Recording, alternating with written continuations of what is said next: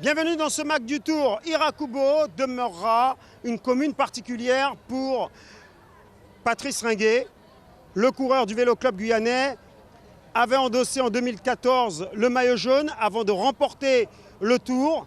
En 2018, il y a perdu le maillot jaune, tout comme cette année, en 2019. Donc, l'étape a été remportée par Quentin Bernard de Saint-Quentin et surtout, Jean-Claude Ouizeye s'empare de ce maillot jaune.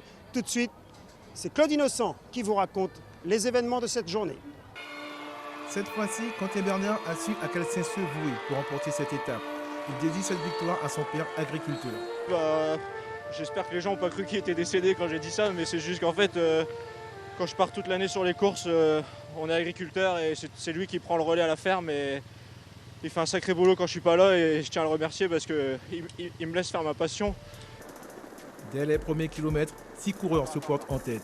Éloi Arras des Pays-Bas, Pierre Poney du SLM Orange, le Martiniquais Cédric Eustache, Nicolas Plério de Saint-Quentin et deux Guadeloupéens, Cédric Locatin et Mévin Gène. Le peloton emmené par les coéquipiers de Patrice Ringuet, actuel porteur du maillot jaune du Vélo Club guyanais, ne s'affole pas pour autant et laisse faire.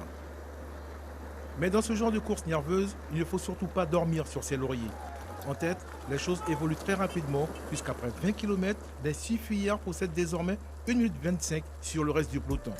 Le plus dangereux dans ce groupe de tête est le Hollandais Éloi Arras, dossard 38. Au général, il ne possédait que 45 secondes de retard sur le maillot jaune. Derrière, nouvelle dynamique du peloton avec de nombreuses attaques de la part des différentes équipes concernées par le général, notamment la Grande-Bretagne, la Guadeloupe, la Vendée et le Paris. Le Guadeloupéen Locatin, le Martiniquais Eustache et Plério de Saint-Quentin se retrouvent tous les trois en tête, Poney, Ras et Gène ayant décroché.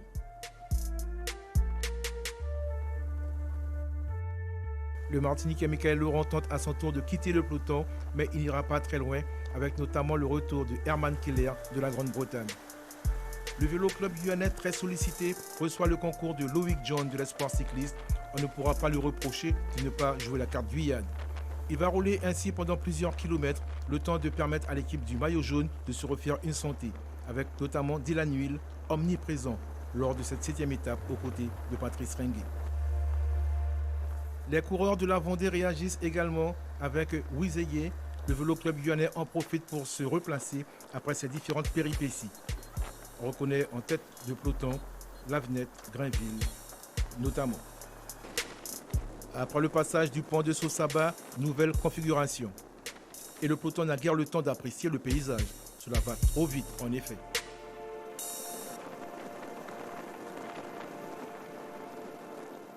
À 33 km de l'arrivée, Wilson Wenwick de la Grande-Bretagne lance une attaque, suivie immédiatement par le Martiniquais Edwin Nubul.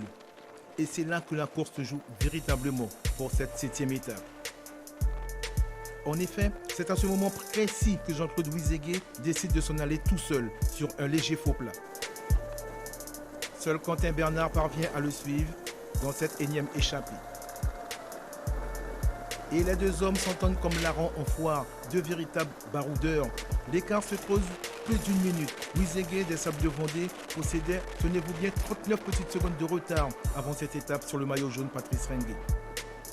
Et beaucoup de coureurs sont concernés par le classement général et comprennent que la situation devient plus que critique. Des alliés de circonstances pour Patrice Ringuet, avec notamment la sélection de la Guadeloupe et également des coureurs de la Grande-Bretagne. À moins de 10 km de l'arrivée, les relais se font correctement entre les deux hommes de tête, entre Ouizeye et Bernard.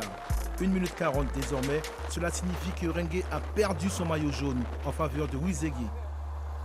Derrière, certains apportent leur concours pour réduire l'écart. On est en Guyane, Patrice c'est mon beau-frère.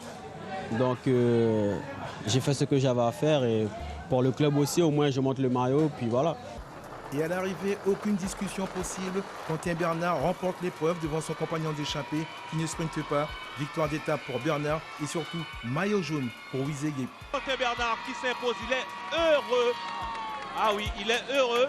Et là, voilà, le chrono est... Alors, au tout début, on est parti à deux. J'ai vraiment pas cru parce que je venais de faire beaucoup d'efforts avant en mi-course. Et après, quand j'ai commencé à rester un peu au début dans la rue de Jean-Claude, je me suis dit faut que je récupère pour ensuite relayer. Et c'est vraiment quand on a eu 1 minute 30, je me suis dit on peut aller au bout parce que Jean-Claude c'est un sacré coursier. Et au final, quand j'ai vu le panneau 10 km, là je me suis dit allez mon pote, on va aller chercher le maillot jaune et la victoire. Et du coup, on était vraiment contents tous les deux d'arriver à 2 sur la ligne. Après Mana et les pleurs, vous vous sentez comment aujourd'hui à Irakubo? Avec le recul, je suis vraiment heureux. Et je suis content d'avoir conjuré le sort. Et franchement, j'espère vraiment que Jean-Claude va trouver un vélo de chrono pour demain, parce qu'il mérite 1000 fois de gagner ce Tour de Guyane. 55 secondes plus tard, le sprint du peloton est remporté par Guillaume Daborio de Paris, suivi de Keller de la Grande-Bretagne. Patrice Ringuet termine à la 16e place de ce peloton et perd ainsi son maillot jaune pour 16 petites secondes.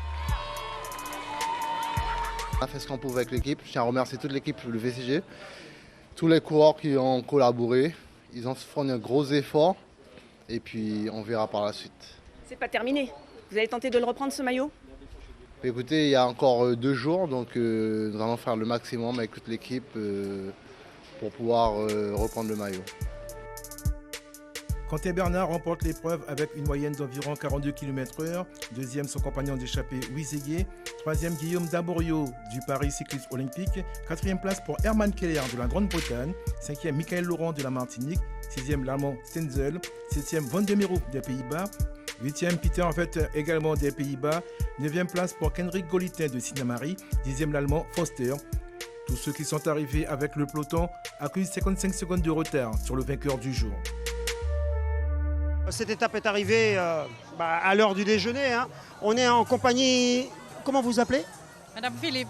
Madame Philippe, dites-moi, c'est du cachilipo là? C'est quoi le cachilipo?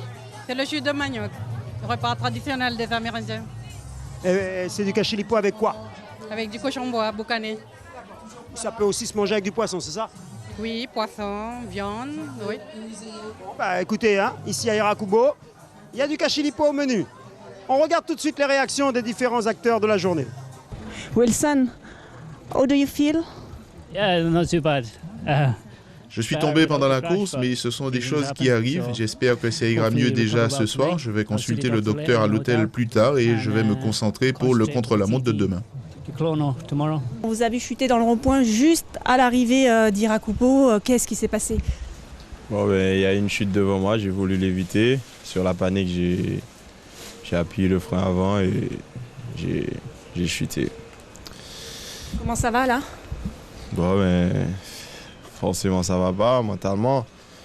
Après il y a pire que moi, donc c'est la vie, voilà quoi. Alors après la Guadeloupe, vous venez de chuter en Guyane, c'est vraiment pas de chance. On espère vous voir quand même demain sur le vélo. Je sais pas encore si j'y serai demain. On verra déjà comment avec tout ça de plaît, comment je m'en sors. Et voilà quoi. Ça va? Il n'y a pas trop de travail là depuis le début? Non, comme d'habitude. C'est un petit peu suite, mais après ça se calme. Bon, ça se calme. Ils sont en train de préparer les classements, en train de terminer tout cela avec beaucoup d'attention. Alors on va les laisser faire et on va vous proposer justement de voir le classement général et la réaction du maillot jaune. À l'issue de la 7e étape, Jean-Claude Wizeye de Vendée est leader. Seconde place pour Patrice Ringuet du VCG à 16 secondes. Dominique Chils de Grande-Bretagne est 3e à 24 secondes. Maxime Limousin de Vendée est 4e avec 34 secondes de retard. Larry Lutin de la Guadeloupe est 5e avec 48 secondes de retard sur le leader. 6e place pour Anthony Aspo de Vendée à 52 secondes. Herman Keller de Grande-Bretagne est 7e, lui il accuse 55 secondes de retard. Ronald Gérant de Guadeloupe est 8e à 56 secondes. 9e, Dylan Will du VCG à 58 secondes. 10e, Dorian Zenich du VCA Saint-Quentin à 1 minute. Je me sens bien, je suis vraiment très heureux d'endosser le maillot jaune une nouvelle fois, après l'avoir porté il y a 5 jours. Maintenant que je l'ai récupéré, j'avoue que je suis très heureux. Je vais essayer de défendre ma première place. Ce sera difficile demain, avec notamment le contre-la-montre, parce que je n'ai pas de vélo spécifique pour cet exercice. Mais je vais tout faire pour conserver ma tunique, malgré ce contre-la-montre qui finalement est un handicap pour moi. Mon équipe est costaud, elle est homogène. Mais vous savez, quand on a le maillot jaune, finalement, on devient la cible du peloton et c'est difficile de pouvoir tout contrôler, tout gérer. Je verrai si je peux conserver une journée de plus cette tunique. On se retrouve avec Jean Ringuet, je vous rappelle, vainqueur de 2 tours de Guyane. Jean, bon, ce matin, on avait toutes les hypothèses possibles. Celle de voir Ouizeye dynamiter le peloton, on n'y avait pas pensé, mais c'était prévisible malgré tout. C'était prévisible. L'équipe de la Vendée avait trois coureurs dans le top 10. Il fallait envoyer du monde devant et c'est ce qu'ils ont fait. C'est notre ami Jean-Claude Ouizeye qui s'est porté à l'avant. Et en plus, il était avec Quentin Bernard. Donc ouais, ça tombait bien. Bon, il a fait la course qu'il devait faire. Il s'est repositionné. Et bon, c'est vrai, l'équipe de la Vendée est une grosse équipe de la Vendée. C'est vrai, on se tire dans les pattes. Entre-temps, la Vendée profite du boulot, quoi. Derrière, on ne pouvait pas faire mieux? Pas évident. La Guadeloupe a essayé de réduire l'écart. L'erreur qu'ils ont fait, qu'il y a eu hier, ils n'ont pas voulu le commettre aujourd'hui. Essayer de réduire l'écart. Mais bon, je pense que l'étape, on n'aurait pas dû avoir autant d'écart quand même. Mais bon, c'est pas une mauvaise chose non plus, hein. Pourquoi demain, il y a le contre-la-montre. Tout le monde sait que le contre-la-montre, ce n'est pas forcément la spécialité de Patrice Ringuet. Oui, mais bon, il peut limiter la casse dans le chrono demain. Et après, c'est une autre course qui va démarrer. Il reste 2 jours, je pense que ça sera 2 jours samedi après-midi et dimanche après-midi. Ça sera deux courses vraiment très dures et très mouvementées. Bon, bah écoutez, on verra tout cela. Tout de suite, je vous propose de voir Mon vélo et moi. C'est une championne d'Europe de football. Elle s'appelle Oriane Jean-François. Elle nous raconte sa première expérience. Mon premier souvenir du vélo, c'était j'étais petite, j'avais 2 ans et demi. Et je sais que j'avais commencé le vélo avec mon père. J'avais toujours les petites roues et c'était le premier jour où il me les enlevait. Et quand il me les a enlevées, j'ai fait ma route. J'ai pas regardé derrière. Quand je regarde les tours cyclistes, que ce soit en Guyane j'ai vu celui des Antilles aussi ou de la métropole, c'est impressionnant parce que c'est un sport qui est très compliqué et je pense que mentalement ça doit être un des sports les plus compliqués et c'est vraiment admirable ce qu'ils font parce que c'est très dur ce qu'ils font. Le vélo et moi, ouais, c'est un amour, hein, parce que je suis toujours à vélo. Ça fait longtemps que je fais ma vie à vélo. Depuis le collège, j'ai commencé à aller à l'école en vélo et partout où j'allais, j'étais avec mon vélo. Jusqu'à ce que je parte en métropole, j'étais toujours avec mon vélo.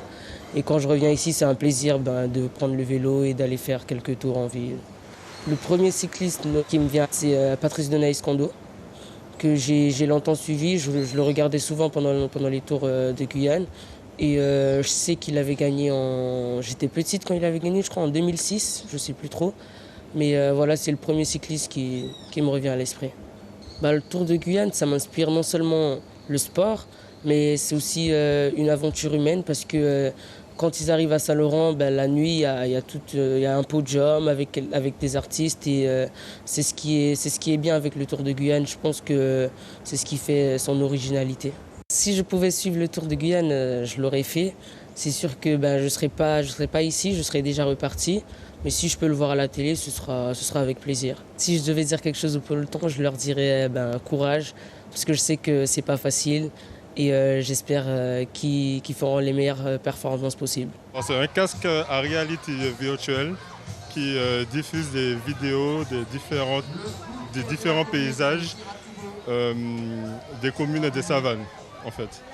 Donc je vous mets le casque et vous sélectionnez une vidéo à partir de la manette. Voilà comment on fait la promotion du territoire des savanes ici à Irakubo. En tout cas, la dame va voyager sans même avoir à se déplacer. Nous, on va se déplacer parce qu'on va aller à Saint-Laurent et on va revenir dans le temps, en 1999, où un certain Marc Joseph s'impose entre Sinnamary et Saint-Laurent. C'est notre ami Thierry Merlin qui nous raconte tout ça. Deuxième étape du Tour 1999, Sinnamary-Saint-Laurent. Il reste 20 km de course. Le maillot jaune, Léo Zéphirin, est en difficulté. Et à l'approche de Saint-Laurent, les sprinteurs se positionnent. À moins de 2 km de l'arrivée, un homme souffre. Il s'agit de Patrice de Naïs-Kondo, le vainqueur de l'édition du Tour 98. Devant, les sprinteurs sont lancés et un homme se met en évidence. Marc Joseph de l'USL Montjoly. Il s'impose de manière magistrale. Il était à l'époque l'un des meilleurs sprinteurs des Antilles-Guyane. Vous vous rendez compte, avant même que la caméra tourne, ils sont déjà partis. Bon, messieurs, Fabrice, ce qui devait arriver arriva. Oui, Patrice Ringuet a perdu le maillot, on l'avait plus ou moins dit. Les alliances de circonstances n'ont pas totalement été au rendez-vous, mais rien n'est perdu. Il a 16 secondes de retard sur quelqu'un qui est pas terrible au contre-la-montre, puisque Patrice Ringuet l'avait battu de 11 secondes dimanche dernier. Entre-temps, Patrice Ringuet en a pris un coup au moral, qu'on le veuille ou non. Pas du tout, vous pensez du tout. Demain, il faut qu'il prouve qu'il est indemne et qu'il est capable d'aller chercher ses 16 secondes. Sauf que Renwick, sauf que Larry Lutin. Ils sont trop loin. Larry Lutin avait battu Ouizeye, oui, mais il avait battu Ouizeye sur 10 km, il l'avait battu de 40 secondes. Donc sur 15 km demain, avec 800 km dans les jambes, ça peut être différent. Ouizeye a fait beaucoup d'efforts depuis 3 jours. Contre la montre, ce n'est pas son domaine. Donc normalement, il n'est plus en jaune demain. Bon, ça c'est la théorie Fabrice Craig. La théorie à Tijaïr. La théorie à Tijaïr, c'est que Patrice Ringuet, c'est vrai, a les moyens de remonter au classement. Mais on le sait, Larry Lutin est quand même un costaud dans le contre-la-montre individuel. Donc, l'adversaire principal maintenant de Patrice Ringuet devient Larry Lutin. Donc, dès demain matin, on sera fixé sur la position au classement général de ces deux hommes et celui qui sera devant le restera dimanche jusqu'à Cayenne. Bon, alors, un Guyanais d'un côté, un Guadeloupéen de l'autre, c'est ça que si j'ai bien compris. Non, pas de coureur, pas de Ouizeye, pas de Renwick, pas de Shields, avait battu Ouizeye d'une seconde seulement. Limousin avait été battu.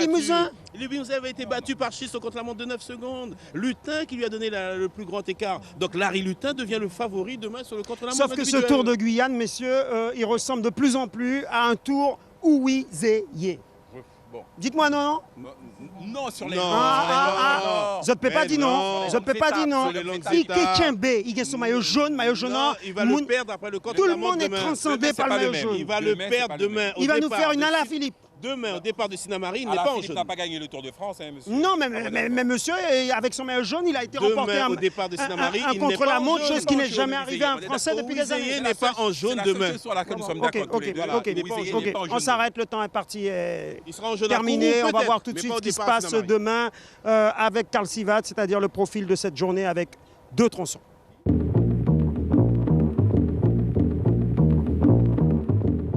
Et l'on retrouve un contre-la-montre matinal dès 8h15 au programme 14 km avec un départ face à l'entrée de la Creek Counselor. Voilà 5 ans que le Tour n'avait proposé un chrono sur ce tracé. La principale difficulté sera le vent de face sur 12 km. Les 2 derniers seront avec vent favorable. C'est une épreuve pour gros rouleurs. Reste à savoir qui aura encore des jambes pour faire la différence.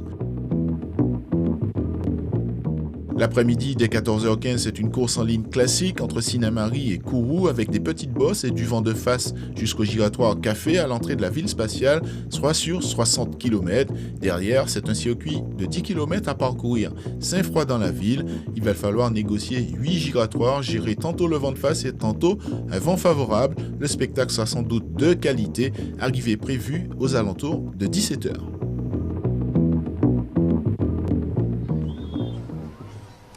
Allez, ça saute. Ah, on s'amuse énormément. Mais je ne sais pas demain si les directeurs sportifs vont s'amuser autant que ces enfants qui sont là. Ça va? Tu t'amuses bien? Oui, je m'appelle Janice Bellard, j'ai 8 ans. Ah, d'accord, super. Merci pour la présentation. J'adore les animaux. T'adores les animaux et le cyclisme? Je sais pas, j'adore faire du vélo aussi, mais pas avec mon BMX parce que... D'accord. Un jour, tu vas faire le Tour de Guyane? Peut-être, ouais. Peut-être, bah voilà. Bon, alors les directeurs sportifs, il y a peut-être un futur crack là. En attendant, on les écoute justement, nos directeurs sportifs, avant le contre-la-montre qui risque d'être décisif demain matin. Tout se jouera demain. Le coureur qui va peut-être gagner le chrono va gagner le Tour. Hein. Ça, et puis nous, on a 2 têtes de filles qui marchent au chrono. Bon, jusqu'à maintenant, je ne connais pas l'écart. On n'a pas l'écart entre le premier et le deuxième, qui veut dire Patrice et Jean-Claude. Ouais, on va attendre demain matin, voir déjà la récupération, tout ça. Et en même temps, je tiens à remercier l'équipe de Vespartikis qui nous a beaucoup aidés. Je les remercie. Après, il y a les autres clubs qui avaient des intérêts, ils ne sont pas venus rouler. Bon, tant pis. Hein. On fera le point demain midi déjà, parce que le chrono va être important. Même si on récupère le maillot, le matelas est maigre et avec le matériel qu'on a, voilà, les 30 secondes peuvent être vite perdues. Donc le point, il est à faire demain midi, quoi. Le matériel, c'est-à-dire que vous n'avez pas forcément de vélo de contre-la-montre ? Ouais, c'est ça, pas de vélo de contre-la-montre. Et puis là, c'est un gros handicap parce que c'est quand même des routes plates et rectilignes. Où le vélo de chrono est très avantageux. On sait que c'est à peu près 3 à 4 secondes du kilomètre à peu près de perdu, sans vélo, sans matériel, avec le même effort. Donc du coup, voilà, sur 10 bornes ça fait 30 secondes, sur 14 ça en fait plus, quoi. Donc voilà, le calcul, voilà, on va savourer aujourd'hui et on verra demain, mais tout peut encore se passer. Voilà, vous les voyez, les nouveaux leaders avec Jean-Claude Ouizeye en jaune. Je vous propose tout de suite avec Karl Sivat de découvrir les différents leaders, porteurs de maillots de différents classements, autres bien sûr que le classement au temps, c'est-à-dire le maillot jaune. Jean-Claude Ouizeye de la Vendée porte le maillot jaune de leader. Le maillot bleu de la combativité sera sur les épaules de Quentin Bernard de Saint-Quentin. Maillot vert du classement par points pour Herman Keller de Grande-Bretagne. La meilleure équipe, maillot blanc, c'est celle du VCA Saint-Quentin. Le meilleur espoir, Maxime Limousin, sera porteur du maillot rose. Il est de la Vendée. Point chaud, maillot rouge sur les épaules de Sam Van Demiro. Le combiné sera sur les épaules de Patrice Ringuet du VCG. C'est intéressant, Georgina. Ouais, des pailles qui se mangent. Du sucre de glace. Donc ça évite d'avoir du plastique. Donc on est vraiment sur un produit innovant. Et l'avantage, c'est que la paille est personnalisable. Alors on va goûter. Du coup, moi, j'ai dit c'était citron vert. Citron vert. En plus, j'adore le citron. Bah, ma foi, c'est pas mal. Bon ben voilà, vous avez découvert qu'à Irakubo, il y a des choses incroyables, même si ça ne vient pas exceptionnellement d'Irakubo. Et la nouveauté, c'est que j'ai créé une paille en canne à sucre. Une paille en canne à sucre. Bon ben comme j'ai besoin de sucre, hein, voilà, et elle n'est pas mangeable celle-là. Ah bah zut alors. Bon, allez, on va se quitter. On va se quitter comme ça avec cette découverte. Tenez, monsieur, rapidement, un petit pronostic pour demain parce que c'est important. J'aime bien finir avec un petit pronostic. J'espère qu'un Guyanais va remporter une étape, une nouvelle oui, étape. D'accord. C'est possible avant l'arrivée finale à Cayenne. Bon, ben d'accord. Ben, on espère tous un Guyanais. Je vous souhaite une bonne soirée en jaune, un Guyanais en jaune, voilà. Je vous souhaite une bonne soirée. On se retrouve pour les rendez-vous habituels. Hein. N'oubliez pas, demain 7h10, le journal du Tour en radio. 7h30, la rediffusion du MAG. Et bien sûr, on va se retrouver l'après-midi pour vivre ensemble la terrible étape entre Sinnamary et Kourou avec un circuit dans Kourou. Et puis bien sûr, n'oubliez pas le contre-la-montre. On vous racontera tout ça demain soir à 21h dans le MAG du Tour. Bonne soirée.